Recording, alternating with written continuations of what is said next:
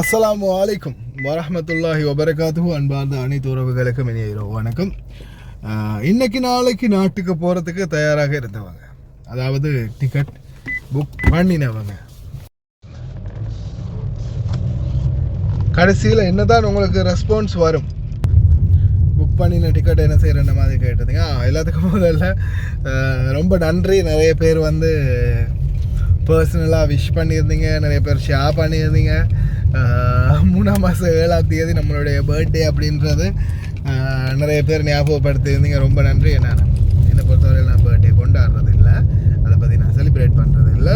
இனி இருந்தாலும் நிறைய பேர் எனக்கு விஷ் பண்ணியிருந்தீங்க. விஷ் பண்ண அனைவருக்குமே ரொம்ப நன்றி.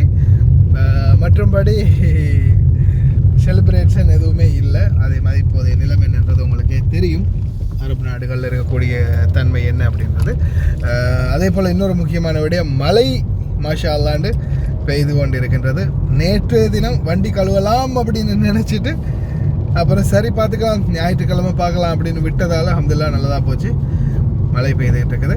சரி, இப்போ நிறைய பேர் வந்து டிக்கெட்டை புக் பண்ணிவிட்டு என்ன பண்ணுறது, இப்போ எங்களால் போக முடியாமல் போனால் நாங்கள் திருப்பி புதிய டிக்கெட் போடணுமா அப்படின்ற மாதிரி ஒரு சிலர் கேள்வி கேட்டிருந்தீங்க. தயவு செய்து யாருமே புதிய டிக்கெட் புக் பண்ணாதீங்க. அதுக்கான அவசியமும் இல்லை. என்ன காரணம்னா, நீங்கள் எந்த ஏர்லைன்ஸில் எந்த ஏர்வைஸில் நீங்கள் புக் பண்ணியிருக்கீங்களோ அதே ஏர்வைஸ் மூலமாக உங்களுடைய டிக்கெட்டை நீங்கள் திருப்பி இது பண்ணிக்கொள்ளலாம், அதாவது ரீஃபண்ட் பண்ணிக்கொள்ளலாம்.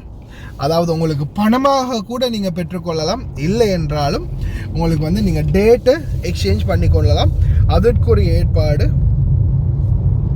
எல்லா ஏர்லைன்ஸ்லேயுமே அந்த ஏற்பாடுகளை பண்ணியிருக்கிறாங்க. பயப்பட வேண்டியதில்லை. ஏன்னா நிறைய பேர் வந்து யோசிக்கிறாங்க, அடுத்து ஒரு வேளை நம்மளால் அந்த இது பண்ண முடியாமல் போயிருமோ, இனிமேல் நம்மளால் புக் பண்ண முடியாமல் போயிருமோ, இனி டிக்கெட் போட முடியாமல் போயிருமோ, போக முடியாமல் போயிருமோ அப்படின்னு நிறைய பேர் வந்து யோசிச்சுக்கிட்டு இருக்கிறாங்க. அடுத்தது போட்ட காசு வேஸ்ட் ஆகிருமோ அப்படின்னு நினச்சிக்கிட்டு இருக்கிறாங்க. இல்லை, அப்படியெல்லாம் எதுவுமே இல்லை. இன்னைக்கு நாளைக்கு நாட்டுக்கு போகிறதுக்கு டிக்கெட்டுகள் நீங்கள் புக் பண்ணி இருந்திருந்தாலும், அந்த டேட்டு வந்திருந்தாலும், நீங்கள் உடனடியாக உங்களுடைய டிக்கெட் ஆஃபீஸோடு பேசி உங்களுடைய பயணத்துக்குரிய டேட்டை வந்து நீங்கள் சேஞ்ச் பண்ணி கொள்ளலாம். அதாவது நீங்கள் ஒரு வேளை இப்போ நீங்கள் இப்போதைக்கு உங்களுக்கு எந்த டேட்டில் போகிறன்றதுக்குரிய அனுமானமே இல்லை. இப்போ இது சரியாகும்ன்றது அல்லாஹு ஆலமே. ஐஆர்ஜிசி முடிவு பண்ணணும். அடுத்தது ஐஆர்ஜிசி முடிவு பண்ணுறது மட்டுமல்லாது, அடுத்தது என்ன, ஹை கமிஷன் மற்றும் தெரியும் தானே, அவங்க எல்லாருமே சேர்ந்து முடிவு பண்ணி ஒரு போர் முடிவுக்கு வந்தால் மட்டும்தான் இது சாத்தியமாகுமே தவிர, ஈரான் ஜனாதிபதி மன்னிப்பு கேட்டார், அந்த கடையில் அடுப்பில் சம்போசா பொரிச்சாங்க, இந்த கடையில் அது பொரிச்சாங்க, இது பொரிச்சாங்கன்னு என்ன சொல்லியும் வேணும்.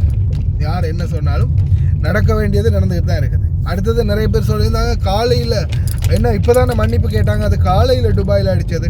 மன்னிப்பு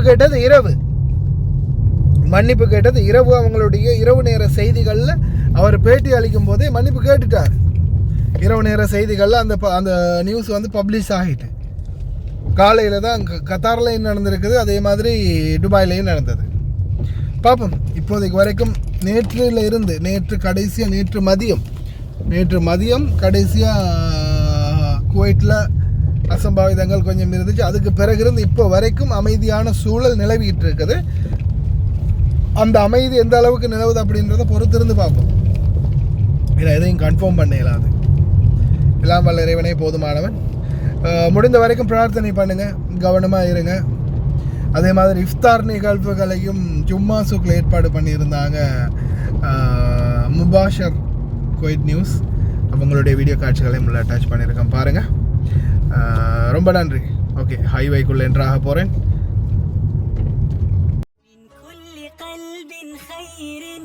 تبدأ حكايتنا لتجوب كل الأرض بحثا عن سعادتنا هي حاجة.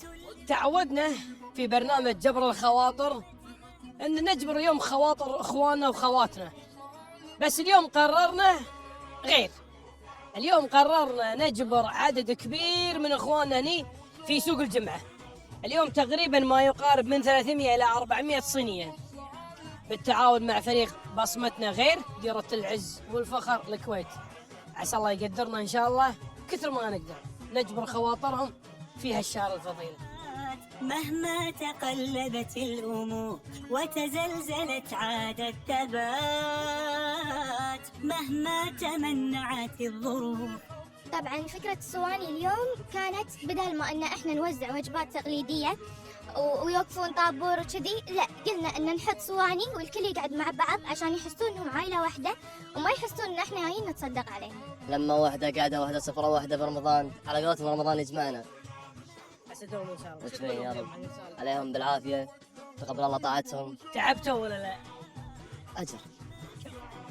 هذا الشباب الكويتي اجر يقول لك. يصنع معجزات مهما تمنعت الظروف، الحب يصنع معجزات. ابي اليوم هذا كله خلاص. فطور كله خلاص. كله خلاص. اكيد أكيد. عسى الله يحفظكم ان شاء الله وعلى بالعافيه. الله اوه لا هذا تعال انت تعال. هذا قال لي الله يعافيك رد علي. الله يحفظك يا حبيبي. شوف حبيبي وانا شوف الله يحفظك شلون. صح. وانا اليوم بدل ما يروح جمعيه يجي اليوم كله هذا اسويه. إن شاء الله خير. الحمد لله. ما من سبيل كالعطاء يسد حاجتنا.